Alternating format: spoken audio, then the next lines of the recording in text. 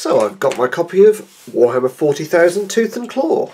This is a new 40k starter set with Space Wolves, but all Primaris, and Genestealer Cult. Take a quick look at the back.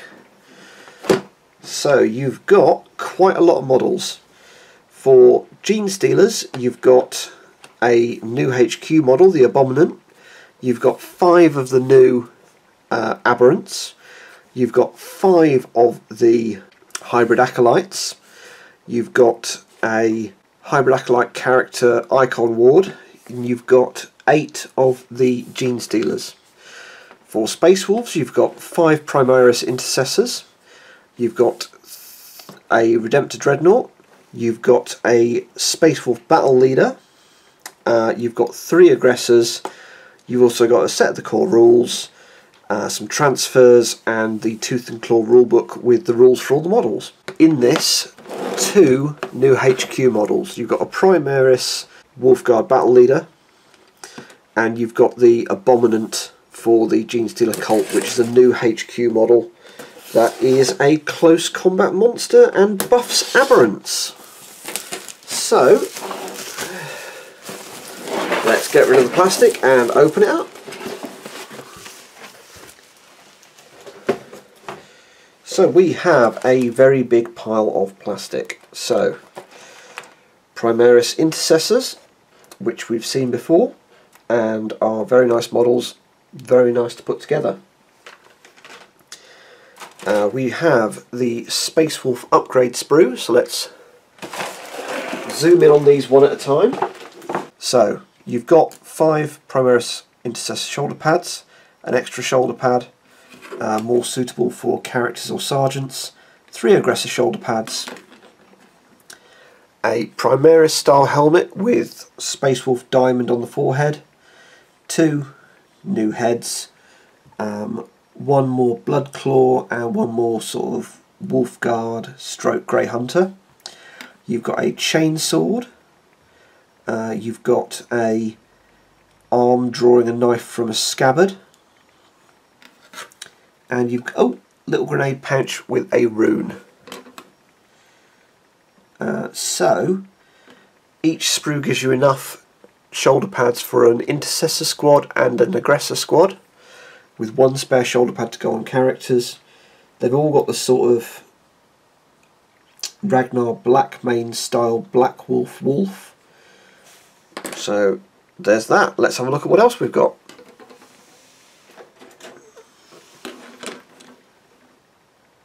Right, this is the Abominant. So let's check and see what other... No, it's a 1 sprue model. You've got 1 giant power sledgehammer. You've got a very disfigured looking guy here. You've got a little familiar with some pants on this time.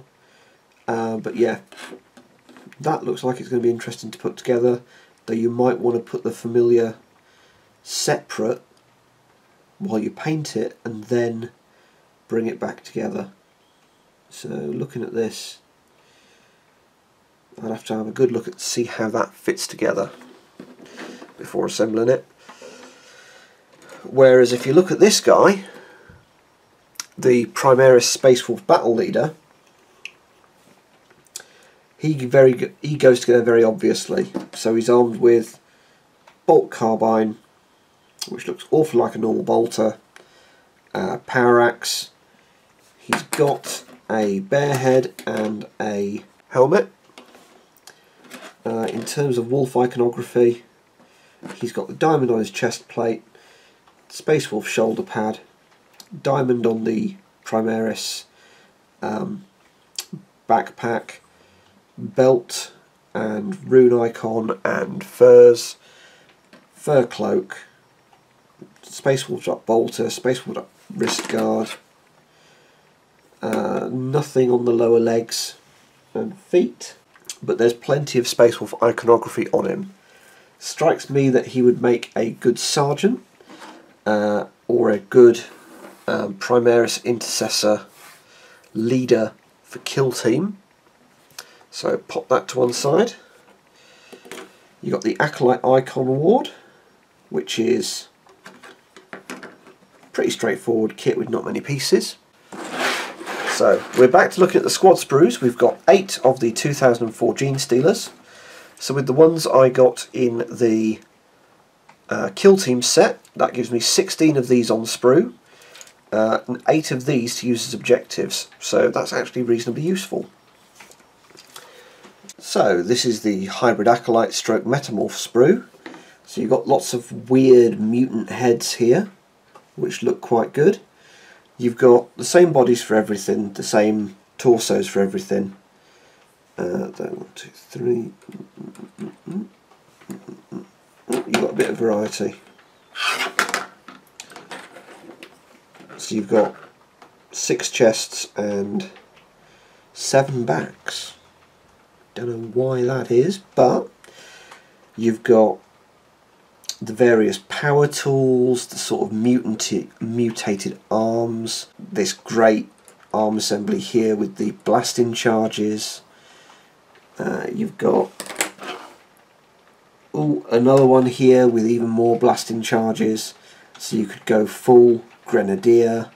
You've got the power tools, the auto pistols, 1, 2, 3, 4, 5 hand flamers, scything talons, horrible little crushing claw thing here, bone sword. So yeah, you got some really nice stuff here. You've got some Genestealer skulls on the sprue, but you've certainly got some really great characterful models in this set. I really like it. I have got a bunch of acolytes already from the Overkill set, so I'm going to mix these in. But yeah, that's a really nice set. In terms of new sets, let's get a good close look at this. So this is the Aberrant set. It is just a 1 sprue set, I can confirm, because there's no other Aberrant sprues in here. The only things left are more Primaris stuff.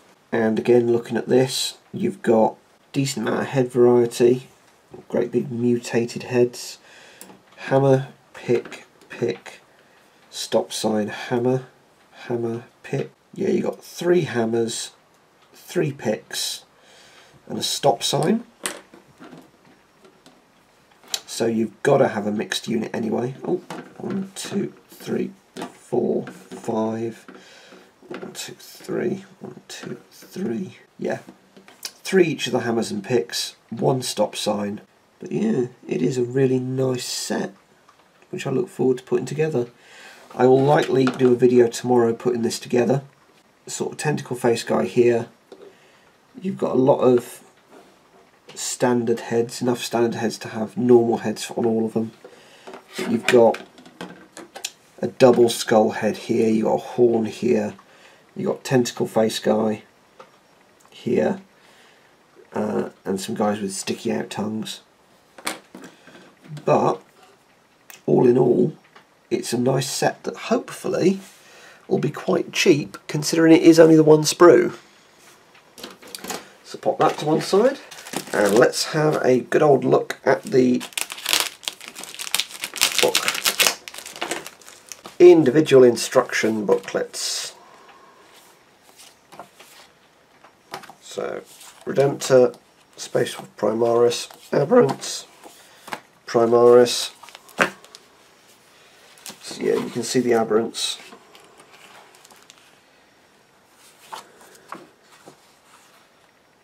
Are assembled it in. You've got some options with them, but the Aberrant Hypermorph either has to have the stop sign or the sledgehammer.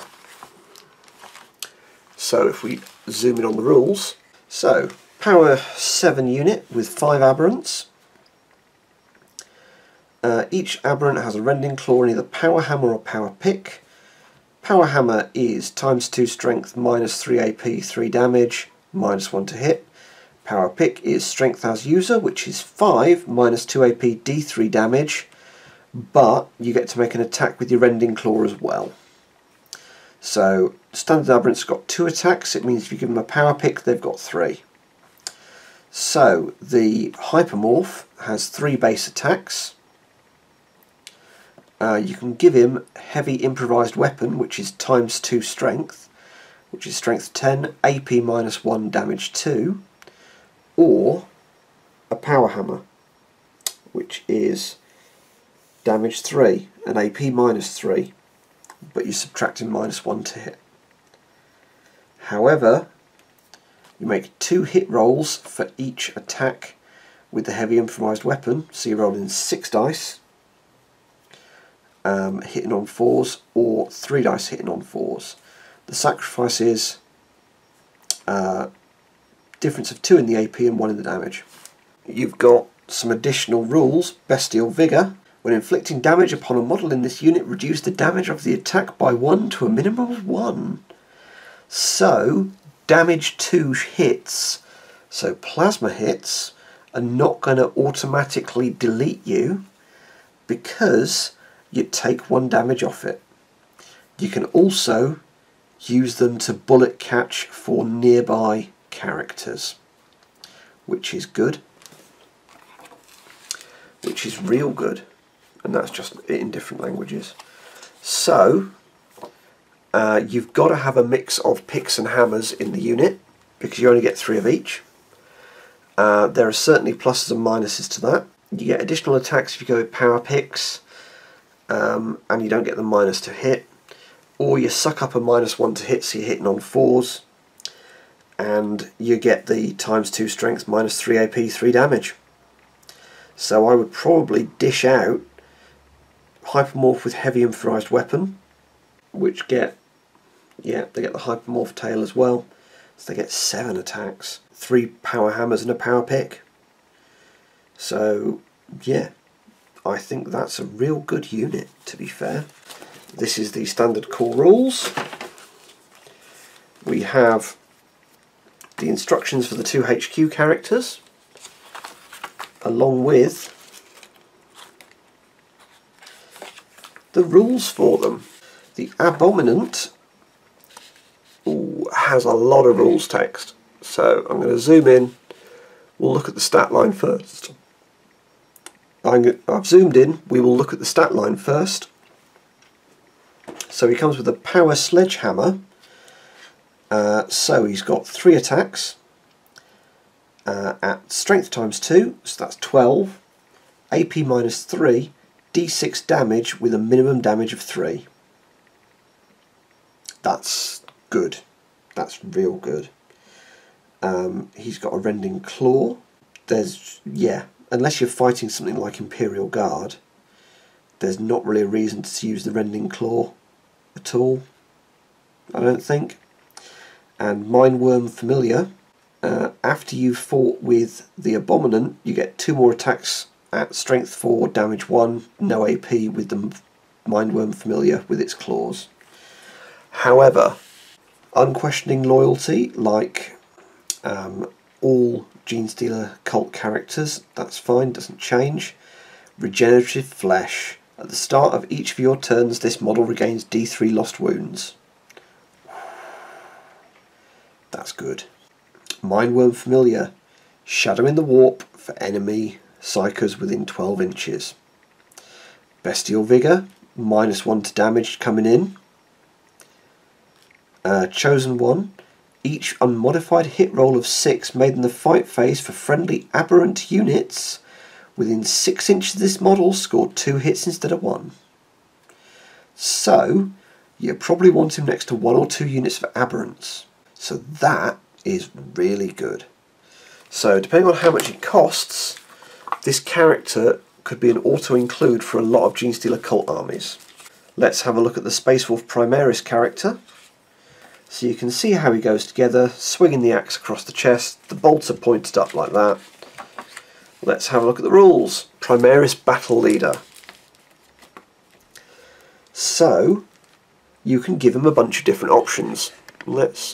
Thing is, the Space Wolf Codex will be out by the time you guys see this video anyway. But it's interesting to see. So, with a power axe, a bolt carbine, a bolt pistol, frag grenades and crack grenades. So it's normal bolt pistol, not the heavy bolt pistol. He can have power axe or power sword, though I don't know why you'd switch power axe for a power sword. Lieutenant rules basically for friendly Space Wolves units, so reroll rolls of 1 to wound. You can swap power axe and bolt carbine for a power sword, or a mastercrafted auto bite rifle or mastercrafted stalker bolt rifle. So basically it's a lieutenant for Space Wolves, with the option that you can use the Dark Imperium lieutenants with a Space Wolf transfer on and no changes. Though to be fair, oh yeah, there is a plus side to that. The mastercrafted auto bolt rifle is 2 shots doing 2 damage. Weapon skill 2+, ballistic skill 3+, wounds 5, attacks 4, 4 power. Is worth taking, is a good cheap HQ unit for fielding in your army. But that's one for Space Wolf players, of which I'm not one.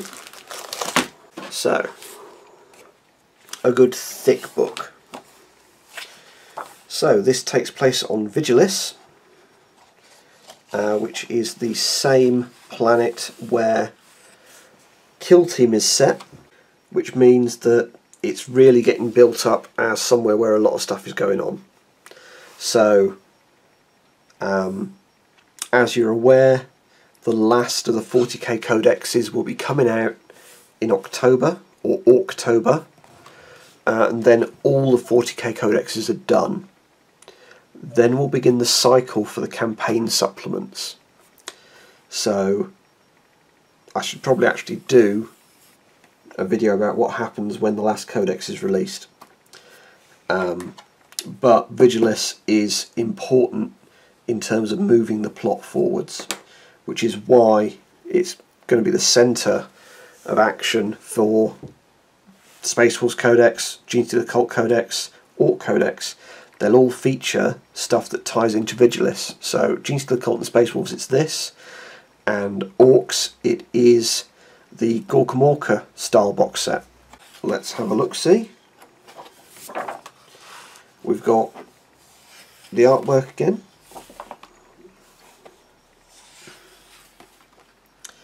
So talks about Warzone Vigilis, where you've got pretty much everybody fighting each other, and it is a important transit world from one side of the Imperium to the other, because there's no warp storms covering it, there's just warp storms all around it.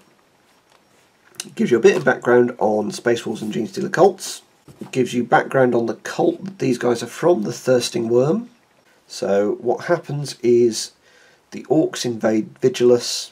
It sets off the Genestealer uprising early, because you've got the Orcs invading the whole place and they've got to fight or they'll get overwhelmed. So you've got the Mechanicum, sorry, not the Mechanicum, the Adeptus Mechanicus hold the planet along with the Imperial Guard, and then suddenly they find out there's a Genestealer uprising going on when the Orcs attack the Genestealer uprising thinking that they're the Imperium, and then the Imperium help the Genestealers fight the Orcs off thinking that they're the Imperium as well, and then it turns out that they're not.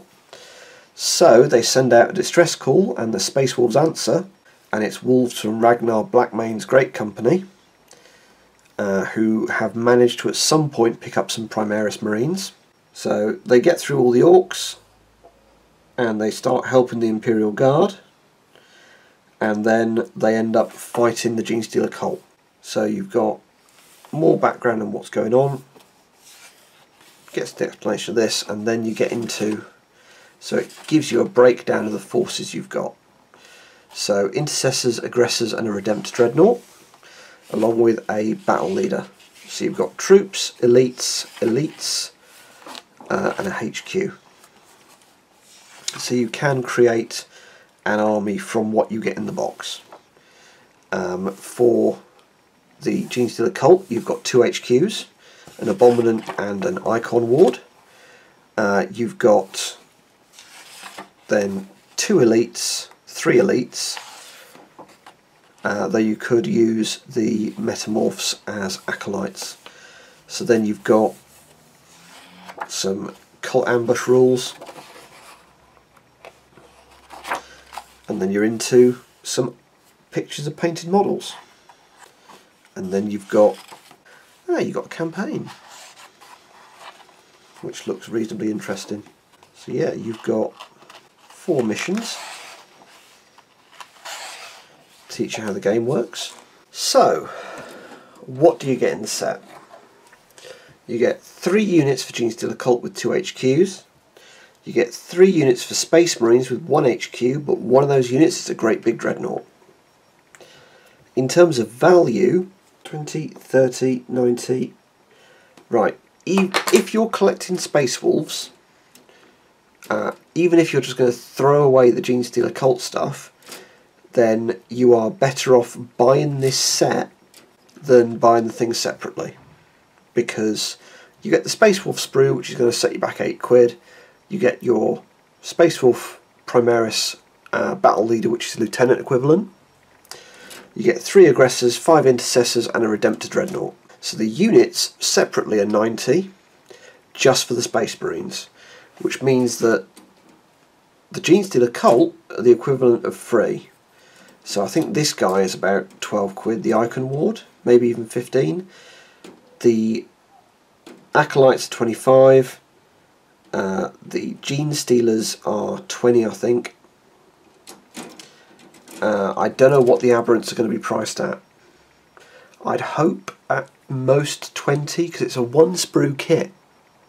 So it's half the size of the Intercessors, but it is for 5 elite infantry. Though you would probably only want a couple of units of these, as they are really pricey. An Aberrant with a power hammer is 33 points. According to this book, it may be lower in the Genestealer Cult Codex, and if it were, it would not be the first time that a supplement has come out in a box set and then a little bit later has had a lower price. In terms of points, you've got about 500 points of Genestealers and about 500 points of Primaris Space Marines. You can fiddle around a little bit and take cheaper options. So if you go with heavy flamer aggressors, so flamestorm aggressors, it makes it cheaper. You can probably get different arms and just give this guy a bolt gun and he'll be a couple of points cheaper. You can not put certain options on the Redemptor Dreadnought and make that a bit cheaper. But basically it's 500 points a side. It's enough for decent sized battles, and you've got 3 units a side, which is enough for decent sized battles. If you are starting Genestealer Cult, this is a good set to start with. If you've got some neophytes from Kill Team, if you've got some Genestealers from the Tyranid Genestealer box, if you were lucky enough to get a copy of Deathwatch Overkill, then you are well on your way to having more than 1,000 points of Cult. For these guys, this is a decent starting position. Until I see the Space Wolf Codex, I'd hesitate to recommend what to get next. Certainly, if Grey Hunters are still competitive, you probably want to get some Grey Hunters and some Long Fangs for long range support, and the Special Space Wolf Dreadnought, and maybe some Thunderwolves. But this does give you a basis to go from of some really nice, really modern models. So this is all stuff that came out in 2017. This is stuff that came out in 2016 or is new this year. So these 2 sprues, though to be fair, the Genestealers are from 2004. But these, the Acolytes, are real nice models. So, do I recommend the box set? If you're thinking of starting either one of these armies, I recommend it, particularly if you can split the cost with a friend, and then they have the Primaris half or the Genestealer half, and suddenly it costs less than a start collecting box, which will give you a bit more than plenty of the start collecting boxes out there. And there isn't a start collecting box for Primaris, and there isn't one for Genestealer Cult yet. It's another good release from Games Workshop. They've had a lot recently. I will be getting rid of the Primaris side and keeping the Genestealer Cult side, so you will see me painting these up at some point on the channel, and using them in some games. So if you've liked this video, hit like or subscribe. If you want to chat, leave a comment below, but otherwise, good gaming.